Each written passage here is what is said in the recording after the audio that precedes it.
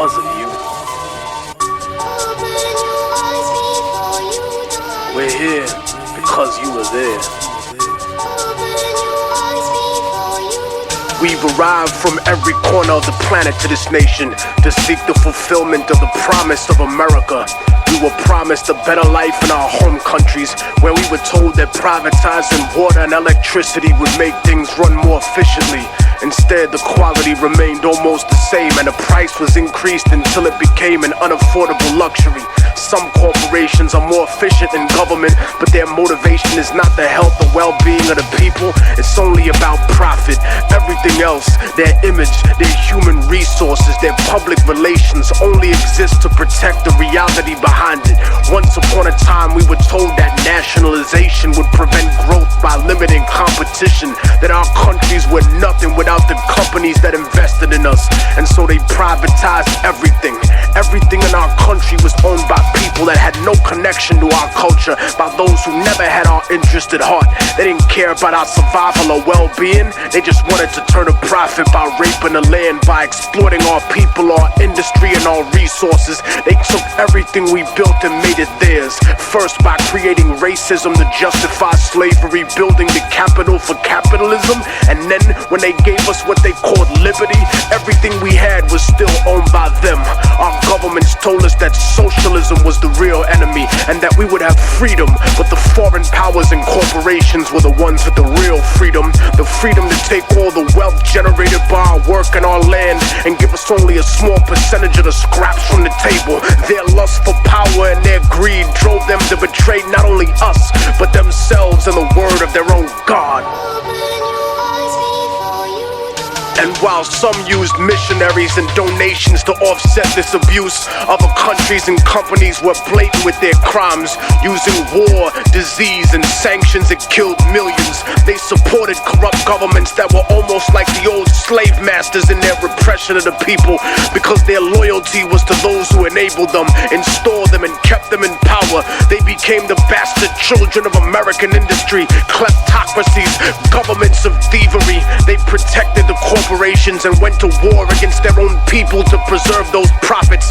The puppet rulers were given billions of US tax dollars to fund civil wars, right-wing death squads, execute political dissidents, sympathetic clergy, and even overthrow democratically elected governments. And so the age of revolution began again. They painted it as godless terrorists versus the free world and the free market. But the free market has never been free, because the market does not regulate itself. It is manipulated like a puppet, and it survives because of its image. Destroy the image and the enemy will die. Such is the same in the rap industry, for the major label superpowers treat the underground like the third world. When they need new assets, new artists to prostitute or sign and put on the shelf to use their songs. When they needed new concepts, music, and publishing to steal from producers, they came to the underground, to the third world. They took our culture, our property, and our industry, and our resources, even using our own people to help them exploit us. But behind the mask of efficiency they claim that we need to succeed, they're no better than us. Their economic advertisement was always a lie. A few got rich, but most were given an illusion of wealth, almost as if it was designed for failure. Opportunity comes at the price of the soul in the music. So remember what they are underneath the fancy architecture, glitter and rented jewelry, the cars, the IMF loans, the seeds with suicide genes, 20-year contracts and oil blood money.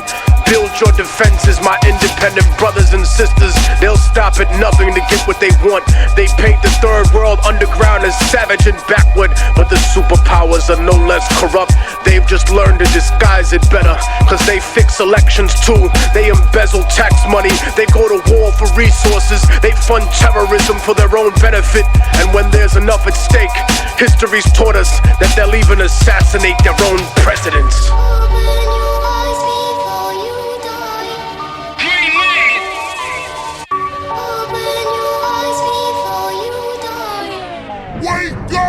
Just as the Columbia we think represents man's finest aspirations in the field of science and technology, so too does the struggle of the Afghan people represent man's highest aspirations for freedom. I am dedicating on behalf of the American people the March 22nd launch of the Columbia to the people of Afghanistan.